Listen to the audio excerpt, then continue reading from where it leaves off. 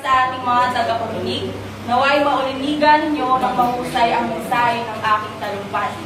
Ngayong araw, mensahe na patungo sa depresyon na nararanasan ninuman sa ating mga kabataan. Lahat tayo ay may problema na nagdudulot sa atin upang maging malungkot o sa kasamaang palad ay mapunta tayo sa mundo ng depresyon. Isang mundo na nararanasan ng mga tinatamaan ng kalungkutan na hindi na hinaya ng kanilang isipan. Kadalasan, kapag tayo nahihirapan sa buhay, ang laging tanong ay bakit? Bakit ganito? Paano ba ito? Bakit nangyayari ito sa buhay ko? Kilala tayong mga Pilipino sa pagiging masayahing tao. Kahit maraming problema, ay nagagawa pa nating umiti. At tila tinatawanan natin ang mga ito. Subalit, hindi lahat ng mga Pilipino ay ganito ang pag-iisip.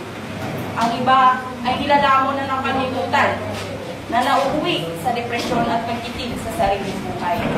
Ilan sa mga nakakaranas ng depresyon ay ang mga kabataan tulad natin. Ang karaniwang dahilan lamang ito ay tungkol sa pag-aaral, kahirapan, o pagkasawi o pagkakaroon ng problema sa pag-ibig. At sa sunod-sunod na gawain sa eskwelahan ay tila nauubusan ka na ng pag-asa. Ang mundo ay tigil ng pakikihamon sa buhay. Maraming mga dilema ang susubok sa atin. Mga pagsubok na sobrang bigat, kadalasan ito ay nagbubunga sa atin ng stress o kung mas mabigat pa, nahantong sa depresyon. Tayong mga kabataan ngayon ay madaling tamaan ito. Tayo sa ating pag-aaral ay maraming nais patunayan. Pero minsan, hindi lahat ibinibigay sa atin ng magandang kapalaran. Nabibigo tayo ng madalas na hindi natin alam na ito pala ang karanasan na magtuturo sa atin patungo sa tugatog ng talumpay. Pero masyado tayong marupok. Ang akala natin kapag hindi natin nakukuha ang ating gusto, nawawala na ang kumpiyansa sa sarili. Lubhati ang kagad na nararamdaman. Kabiguan kagad ang sumisisik sa ating isipan.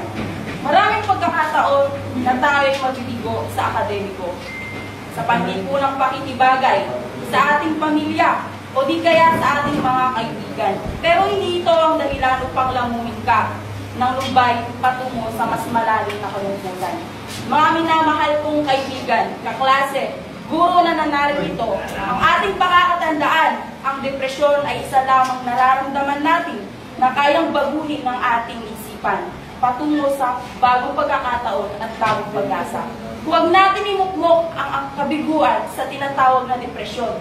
Bumangon tayo at magsimulang muli. Linisin ang ating puso at isipan dahil naghihintay ang bagong pagsubok. Liwayway habang buhay ay dago.